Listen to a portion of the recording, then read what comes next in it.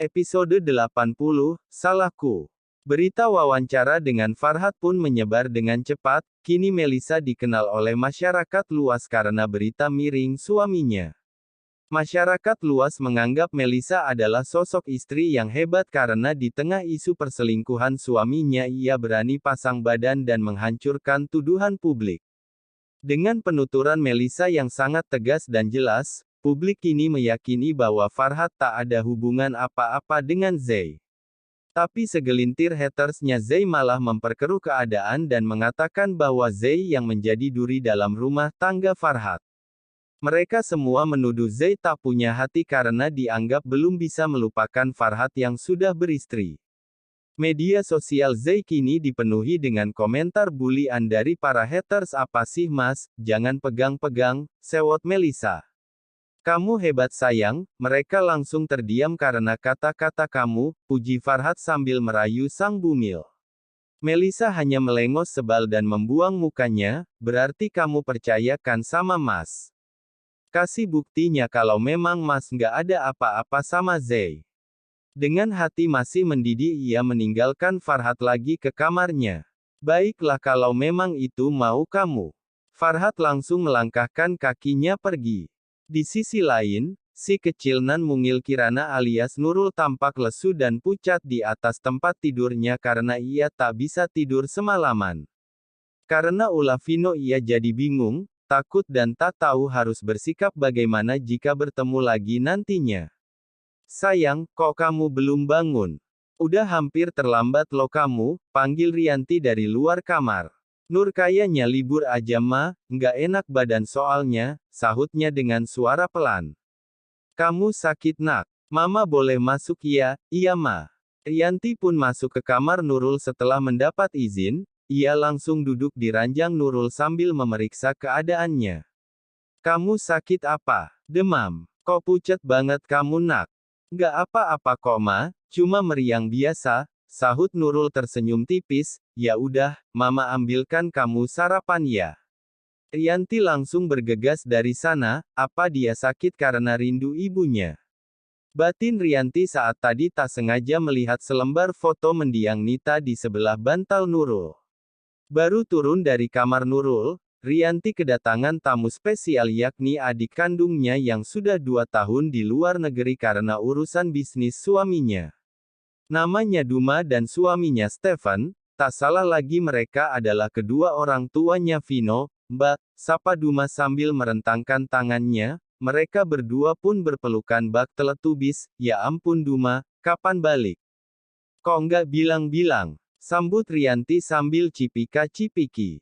"Semalam mbak, ini mau ngurus dokumen pindahan karena ngelewatin ya udah kita mampir sekalian minta makan hahaha."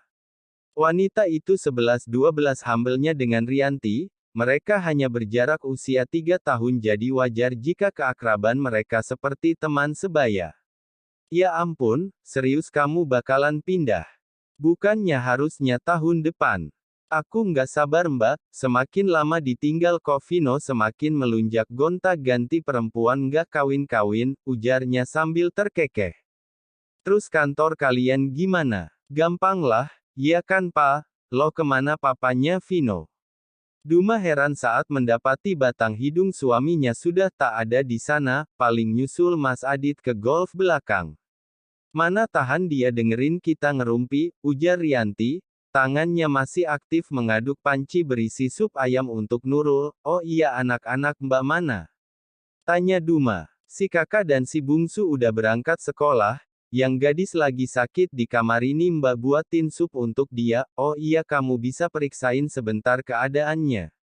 Kayaknya kok pucat banget tadi dia mbak lihat," pinta Rianti kepada si adik bontot yang kebetulan dokter umum. "Bisa-bisa, di mana kamarnya mbak?" "Lantai 1 pintu ketiga sebelah kanan, P3K-nya di lemari sudut, tolong ya." Rianti menyegir lebar kepada Duma. "Siap mbak," sahut Duma sangat antusias, karena semenjak di luar negeri ia tak bekerja sebab tak bisa berbahasa asing. Niatnya pulang ke Indonesia pun karena ia sudah merindukan kliniknya yang sudah lama titipkan kepada dokter lain. Duma pun masuk dengan kotak P3K di tangannya. "Permisi sayang," ujarnya tersenyum ramah, "ibu siapa?" "Saya mau memeriksa kamu." "Oh, ibu dokter." Iya." Duma pun mulai memeriksa, dimulai dengan mengukur suhu tubuh Nurul, lalu mengukur tekanan darahnya. "Ya ampun, tekanan darah kamu rendah banget, kamu bergadang ya semalaman." "Hehe, iya bu, waduh, hindari bergadang ya. Kamu masih muda udah begadang, mikirin apaan sih?" goda Duma agar suasana tak canggung. Sesaat kemudian Rianti menyusul ke atas dengan semangkuk sup hangat. "Gimana keadaannya?" "Kecapekan ini mbak, darah rendah plus demam, mbak." Nurul heran karena mereka tampak akrab. Iya kenalin, ini tante kamu, adik kandungnya mama yang di luar negeri," ujar Rianti. "Tante?"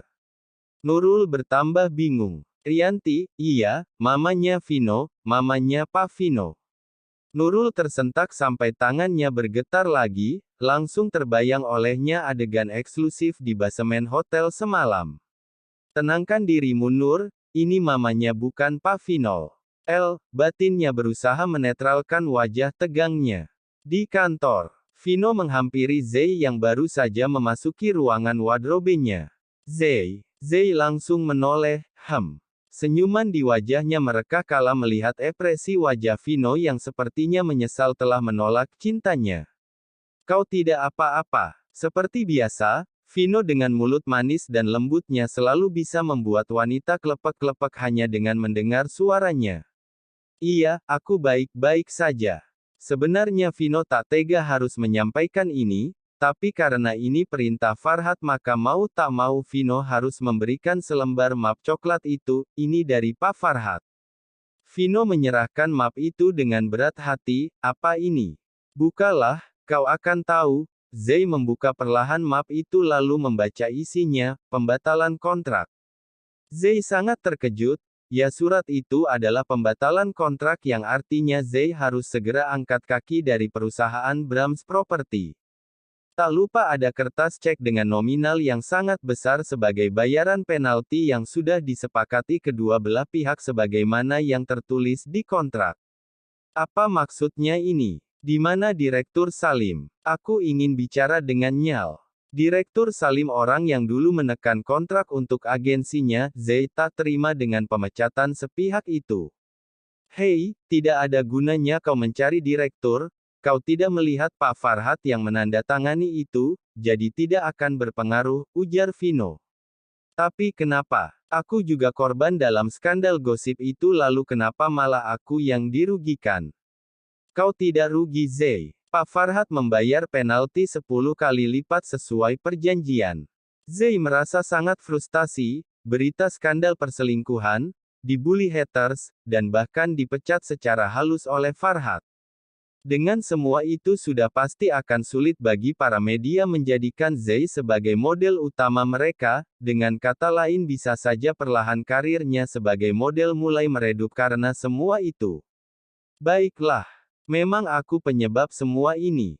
Semua keburukan yang terjadi di sini karena aku. Maka hanya akulah orang yang pantas diperlakukan seperti sampah begini." Zei berlari keluar ruangannya dengan derayan air mata. Dunia serasa menghimpit posisi Zei hingga hancur berkeping-keping. Tanpa ada seseorang di sisinya maka ia harus menanggung semua kehancuran ini seorang diri.